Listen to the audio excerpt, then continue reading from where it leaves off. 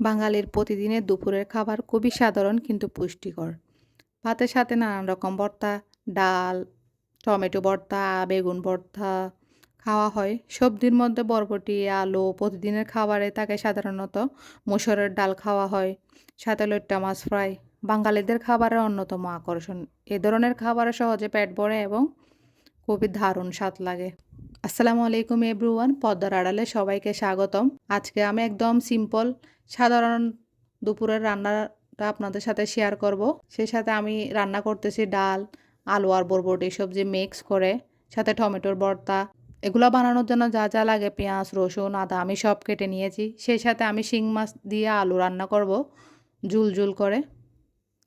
ডালটা আমি সাধারণত রসুন আর লবণ, তারপর হলুদ গুঁড়া, পেঁয়াজ দিয়ে মেখে পানি দিয়ে তারপর চুলায় বসিয়ে দেব। সেই সাথে টমেটো ভর্তাটাও বসায় দেব। আজকে রান্না করতে গিয়ে মজার একটা কাহিনী মনে পড়ে গেল, যেটা যখন আমি প্রথম রান্না করা শুরু করলাম আমার শ্বশুরবাড়িতে। এরকম কাহিনী হয়তো আপনাদের জীবনে ঘটে থাকতে পারে। প্রথম আমাকে যখন আলু ভাজি রান্না করতে বলে, আমার মনে হয় খুব সহজ। করতে গিয়ে খিচুড়ি পাকালাম সব কিছু একসাথে মিলায়ে। এটা আর কি সবার পক্ষে খাওয়া সম্ভব হয়নি। ভুলবশত আমি আলু ভাজির মধ্যে লবণ বদলে চিনিটা দিয়ে দিয়েছি, কেন কি লবণের প্যাকেট চিনি প্যাকেট একই সাথে রাখা হয়েছে আলমিরার ভিতরে।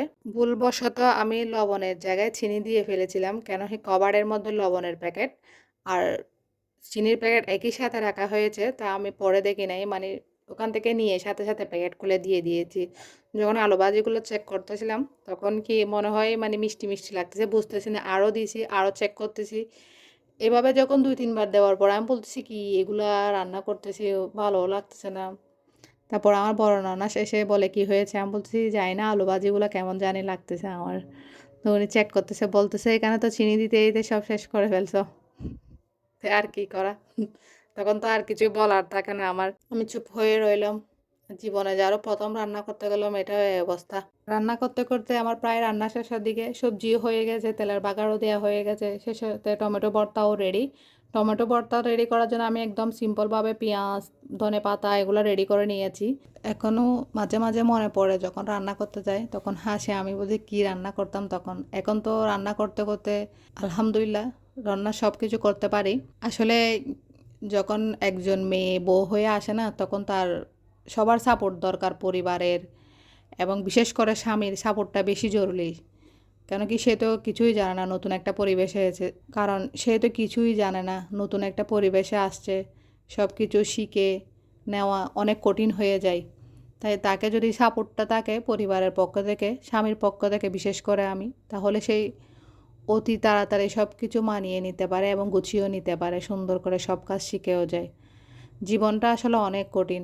যদি আপনি মেনে নেওয়া এবং মানিয়ে নেওয়া দুটোই শিখে যেতে পারেন তাহলে সহজ হয় আর কি। এবার আমি নুন, মরিচ, লবণ, মরিচ, হলুদ যেগুলো লাগে সব দিয়ে মেখে ফেলে লইট্টা মাছগুলো আমি লবণ, মরিচ, হলুদ গুঁড়া দিয়ে সুন্দর করে মেখে রেখে দেব। কিছুক্ষণ পরে ফ্রাই করে নেব। লইট্টা মাছটা আমার বাসায় ফ্রাই এবং রান্না দুটোটাই সবার পছন্দ, বিশেষ করে আমার শাশুড়ি মায়ের অনেক পছন্দের একটা মাছ। কারণ ওনার দাঁত নেই, তো যেহেতু উনি কাঁটাও নেই, মানে লইট্টা মাছগুলো খেতে অনেক পছন্দ করে, যে কাঁটা নেই, কাঁটা বাছতে হয় না। সেজন্য বাচ্চারা আবার ফ্রাই খেতে পছন্দ করে, সেজন্য আমি ২ ধরনেরই বানাবো, রান্না করে বানাবো, ফ্রাইটাও বানাবো। এবং একে একে লইট্টা মাছ সবগুলো আমি ফ্রাই করে নিয়ে নিয়েছি। আমার এই ছোট্ট ব্লগটা যদি আপনাদের ভালো লাগে বেশি বেশি শেয়ার করবেন এবং সাবস্ক্রাইব করবেন। এতক্ষণ ভালো থাকবেন। আসসালামু আলাইকুম।